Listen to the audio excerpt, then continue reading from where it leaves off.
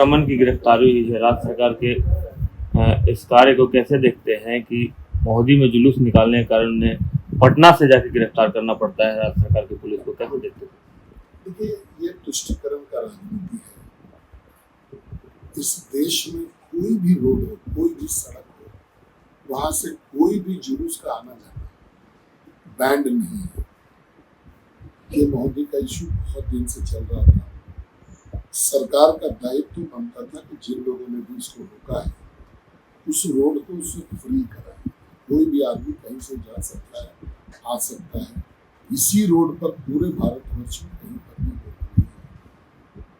सरकार जब नाकाम हुई तो कोई व्यक्ति, कोई ग्रुप, समूह अगर उस काम को करता है और लोकतंत्र को बचाता है तो उस पर सरकार की जो कार्रवाई है इसको दमनात्मक कार्रवाई है।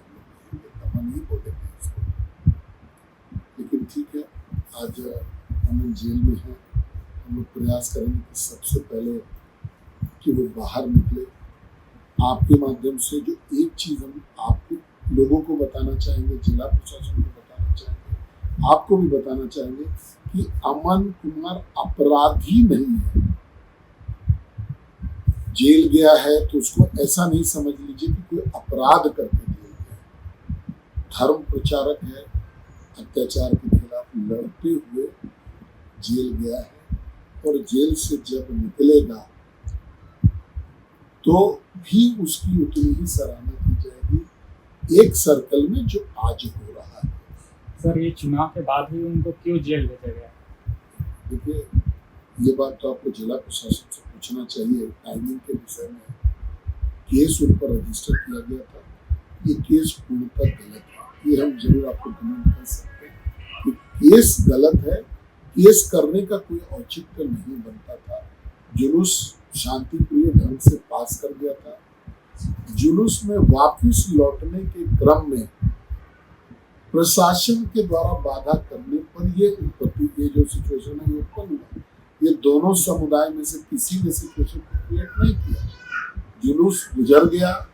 गुजरने के बाद जब लोग अपना घर जा रहे थे उस समय प्रशासन इंटरवीन करती है और मामला खराब होता है। और आप इस बात से भी इस चीज को देख सकते हैं कि सीओ जो भी इंफॉर्मेंट है केस में, सीओ उस समय साइट पे नहीं है। सीओ उस समय घटना स्थल पर उपस्थित नहीं है, लेकिन केस जो है वो सीओ कर रहा है। आप समझ सकते हैं कि केस फैब्रिकेटेड है। केस बहुत दम नहीं है केस में।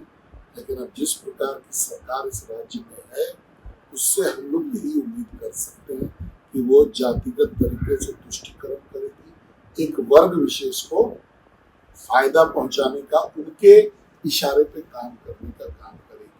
मैं तो आपके माध्यम से ये भी पूछना चाहता हूँ कि जब जुलूस निकला उस समय पुलिस प्रशासन कहाँ था और किस रांची से किसने फोन किया? प्रशासन को ये बताना चाहिए कि रांची से किसका फोन आया जिसके बाद की ये कार्रवाई करने की जरूरत पड़ी, ये केस करने की जरूरत पड़ी। अमन कुमार की मां का कहना है कि ये काम बीजेपी ने या ऑपोजिशन के द्वारा किया गया, कांग्रेस के द्वारा किया गया। वहाँ के जो विधायक हैं प्रसाद, उनके द्वारा ये साजिश रची गई है उनको गिरफ्तार करवाने। इसमें आप कैसे देखते? देखिए, किसी एक व्यक्ति पर जो है उंगली उठाना कितना उचित होगा अपन नहीं जानते हैं, लेकिन पूरा सरकार इसी एक काम में लगा हुआ है। जीटी रोड का इस्तेमाल गौ तस्करी में हो रहा है, वो किसके कहने पर हो रहा है ये भी जांच का विषय है। यहाँ रामनवमी में डीजे नहीं बजता है, वो किसके इशारे पर है? तो इस सरकार में ऐसी बहुत सारी घटनाएं हो रही हैं जो एक वर्ग विशेष को खुश करने के लिए हो रहा है। यहाँ के लोगों को समझना पड़ेगा इस बात को। मतलब कह सकते हैं धर्म की राजनीति है, धर्म के तुष्टीकरण की राजनीति।